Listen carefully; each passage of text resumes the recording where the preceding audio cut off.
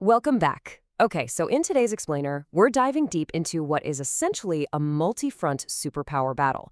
But, here's the really fascinating part about the geopolitical analysis we're unpacking today.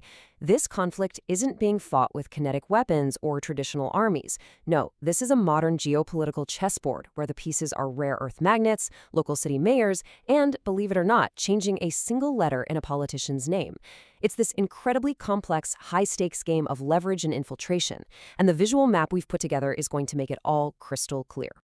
All right, let's map this out. We'll kick things off with the end of consensus, then move right into the leverage game and a clash of systems. After that, we'll look at the domestic front, and finally, wrap the whole thing up with the AI frontier. Part 1, the end of consensus and shifting paradigms. So for decades, really up until about 2016, there was this very strict bipartisan consensus in the US.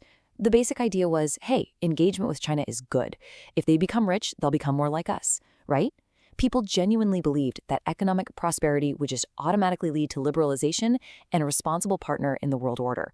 But as our source material pretty bluntly points out, well, none of that actually happened.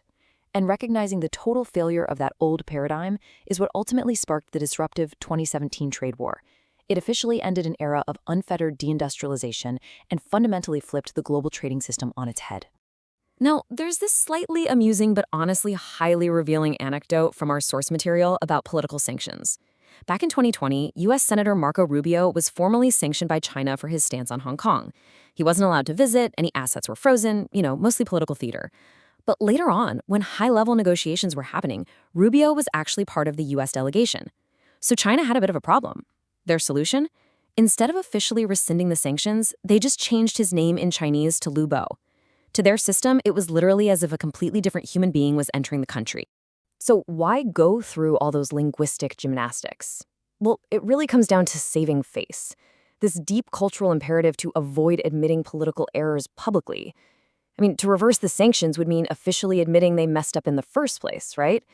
A political culture that fundamentally cannot admit mistakes is going to use workarounds, like just changing a name character, to keep up an image of being infallible. Keep this in mind because it sets the stage perfectly for understanding their broader zero-sum negotiation tactics. Moving right along to part 2, the leverage game, minerals versus oil. So here's a question for you. Who really holds the cards in this ongoing trade war? We always hear so much about tariffs and consumer goods, but the geopolitical analysis argues the real leverage is actually way deeper in the supply chain. Take a second and guess what China's absolute strongest card is against the West. If you guessed raw materials, you are incredibly close. While China has about 70% of the world's raw critical minerals, their true leverage, the real game changer here, is in the processing. They handle a staggering 90% of the globe's supply. And the source material highlights just how aggressively they protect this monopoly. They even let a Chinese company buy up a competing extraction mine here in the US, a place called Kearney, literally just to shut it down and wipe out the competition. Wild, right? And why does this matter to us? Well, some of the absolute most crucial U.S. military assets. We're talking F-35 fighter jets, Aegis radar systems, tanks. They rely entirely on supermagnets and refined elements processed almost exclusively by China. That is a massive vulnerability. The source notes that when trade disputes heat up, China's very first move is usually threatening export controls on those exact military-grade minerals. That is exactly why the U.S. has had to quietly scramble to ink new critical mineral deals in places like Chile and Greenland. But the U.S. absolutely holds its own massive leverage. Look at this number, 50%. That is the amount of China's oil that flows straight through the Strait of Hormuz from the Gulf. On top of that, their factories and refineries rely heavily on discounted oil from Iran, which makes up about 12% of their supply. So while China holds the cards on minerals, the analysis shows they are structurally deeply dependent on foreign oil that has to flow through some highly contested waters. The source breaks this down into a 3-step leverage loop. Step 1, the U.S. works to secure and influence global strategic chokepoints. Think Venezuela, Panama, and the Middle East. Step 2, because China relies so heavily on those vulnerable oil imports, any pressure on those chokepoints really squeezes their economy. And step 3, that gives the U.S. the counter leverage to pressure China to the negotiating table. It essentially forces them to act as a responsible global actor, like distancing themselves from Iran. It's a quiet but massive restructuring of global power dynamics. All right, part 3, a clash of systems and the ideological divide.